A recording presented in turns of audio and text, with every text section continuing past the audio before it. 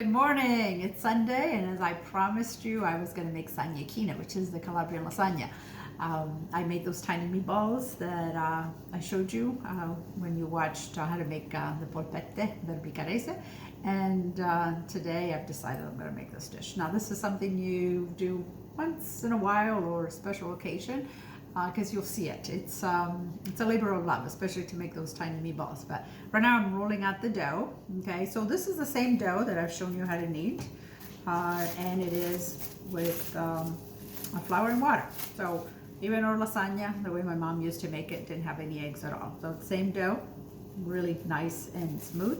It's well rested, and I'm not rolling it out by hand. I'm doing it the quicker way. So I'm using the pasta machine.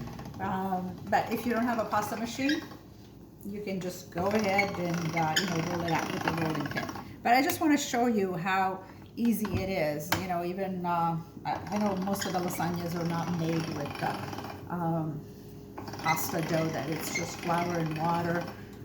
It's typically like lasagna bolognese, you do it with egg pasta, but this is more of a rustic dish, and I'm keeping it traditional the way they said we made it. My mom makes it. So I just keep on doing this.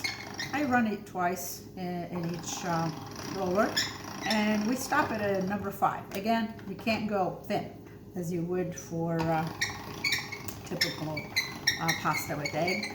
I would go probably to a number 6. So I'm just going to do it twice on a number 5. But as you've seen, I haven't added any flour at all. Okay. So I'm running these sheets. Let's see, I need to put another layer on top here, but I'm probably going to cut them. I'm just going to put it here for now. Okay, I'm going to cut these in half because they're pretty long, and I just want to show you how I'm going to blanch them. Okay, so maybe if you come over, I'm just going to grab these two. We'll do 2 at a time. Okay, and I'm going to put them in boiling water. So this is salted boiling water. Okay, they're just going to go in here for 2 minutes. You can do 2. I could probably do 3, but I'll just start with 2, and then I will continue doing this, and then I'll show you how to assemble it together. We'll probably have to piece things together because I'm having problem doing these videos that are longer. I'm not having problems doing the videos. I'm having problem posting them on Instagram. And so we have to keep it to about 10 minutes. But I taped earlier, a video taped how I made the sauce, but I just want you to look at it right now. It's finished. So we'll figure out a way to show you that. But it's a simple tomato sauce that I put in the tiny meatballs, let them simmer for about 5 minutes or so, and then I put it peas. Okay, so this recipe has peas and also has hard-boiled eggs, which I also have them ready. I just need to slice them. And I'm going to take this pasta out. I just want to show you this step. So let it cook for about a minute, and then you take it out and put it in cold ice water. Okay, so I have a bowl right next to me, and I'm just going to put it there. Let's see, they're pretty long. Okay, I just go in here. I'm going to put this one there. Okay, and then you're just going to remove it with your hands. Now, why the cold water? Well, it stops cooking it, and also so you can handle. I don't think you would be able to take the pasta out of the hot boiling water. Okay, so you just want to get the water out. But if you put it on a kitchen towel, okay, just like that. And then you just continue this. Okay, so we're just going to continue doing this. When I have enough ready, I will show you how to assemble it. Okay, we're ready to assemble. I have everything. So I've got the pasta, which I already parboiled it, the sauce that I made with the tiny meatballs and the peas. I have mozzarella, and this is where you want to use, you don't want to use the wet mozzarella. You can use provola, or if you had a nice even scamorza, but you want a really nice melting cheese, but dry, the dry mozzarella, not the wet one. and hard-boiled eggs. This is one of the signature of the Calabrian Sagne Chine that makes it different, I think, than any other lasagna. And then pecorino cheese, okay? So the recipe for this is in my book. And what I've been trying to do with these videos is really take you through all the different recipes in my book. So if there are any recipes you want me to demo, please let me know, because I'm happy to do that. You might want to take a picture of the recipe. You did already? Okay, so we're ready to assemble. So one of the things that I did is when I made the sauce, before I put in the peas, I kept some of the tomato sauce, okay? This is my simple tomato sauce. I think I've demoed that before for you when I made one of the pasta, the drum set. So I'm just kind of going to put it on the outside a little bit so the pasta doesn't stick, but I don't put anything else at this point here, okay? And then I'm going to start layering it, okay? And what you want to do is layer this, but overhang it. You want to overhang like 3-4 inches, okay? Because you see we're going to wrap it like a package. I'm going to try not to overlap too much, okay? And you do this all around. Let me get another sheet. And this is actually a little big, so I'm going to go, let's see, this way on this one. And you can cut it, okay? You can cut the pasta as you fit. You see it, you know, to make it fit like this one. Okay, I'm gonna cut it because I just want it to go in the middle of the piece. Okay, let me get the cutter. I make these pretty big, but this is what I'm talking about. Okay, see what I'm doing? I don't know if you can zoom on top.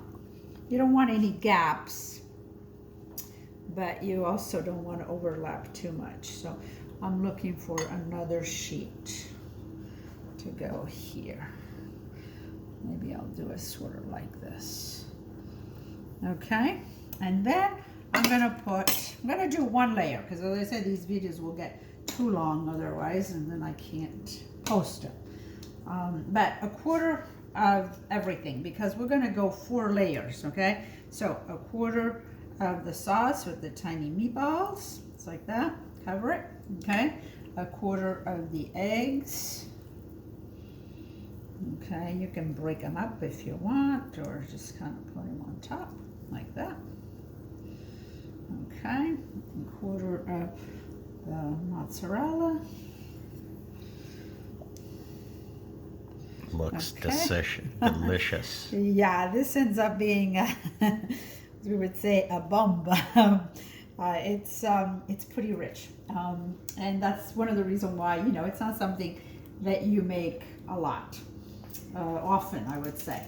And so now what we're gonna do is, we're not doing this wrapping around, okay? We're just gonna do it each layer, just like this. I'm gonna put another piece here.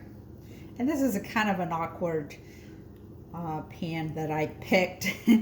I probably should have picked a regular lasagna, more square, but I didn't want to make, my lasagna pan is really big, and I didn't want to make that much. So this is what you do. You kind of stitch things around, okay? And it's perfectly fine. It's just so, as I said, you don't overlap too much, okay? So this is what you're going to repeat doing it 3 more times. I'm just going to do one more for you, and then I'm going to stop and finish it and show you the last step. Okay, so let's go like that again. Let's grab a couple meatballs here, so you have tiny little meatballs in every bite. I'm going to put the eggs. So if you've never made this is not very common, I think, other than Calabria. You should give it a try, because it's very different, but it's very good. This is typically done, you know, for big event, or Carnevale sometimes, or La Pasquetta. It's typically when you do it, and that's one of the reasons why you add the peas, because during springtime, Pasquetta is what we celebrate in Italy after Easter. Okay, so I'm just gonna continue this one and then I'll fold it like a package and I'll show you how I do that and then I'll go into the oven. Okay, I'm on to the last layer. You can see this thing is huge. Okay, I'm just gonna overflowing. It might. I might put a tray underneath, but that's why you need something that's 3-inch high. Okay, so this is the end. Okay, so the last layer doesn't get any of this filling, and I've got one last sheet left. Okay, and this should do it. Okay, I'm just gonna cut it, trim it a little bit, see if I need it, if I have any gaps, and then you fold it in, just like a package. See what I'm doing? Like that. And I don't think I need that little extra piece. Maybe here, I might need to tuck it in because I did have sort of a little gap in there. I want to make sure that it's completely sealed. So I'm gonna put this one in. I'll be a little thicker here, but you know, nothing goes to waste, as my mom would say. Let's see if I can stitch it in there. Okay, here we go. This is huge, okay? Typically, I don't make it this high, but I wanted to get everything in. As I said, if I had a square, one this side, it would have been easier to put it in. So I just need to, I'm just gonna put the sauce. So the top, I just put the sauce, okay? Remember the simple sauce that I kept, where I had cooked the meatballs? And I'm just gonna sprinkle it with pecorino cheese. Just like that. And these corners, believe me, these here tend to be the best ones. There are a lot more corners in this than... I don't know. Okay, so this is it. We're done.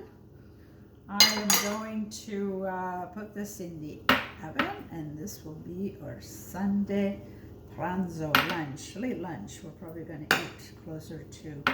What time is it? Maybe 2 o'clock? It's about noon. 30? It's about noon. So this is going to go in the oven for half an hour, okay, or so. Okay, it's all done, okay? I'm going to put it in the oven.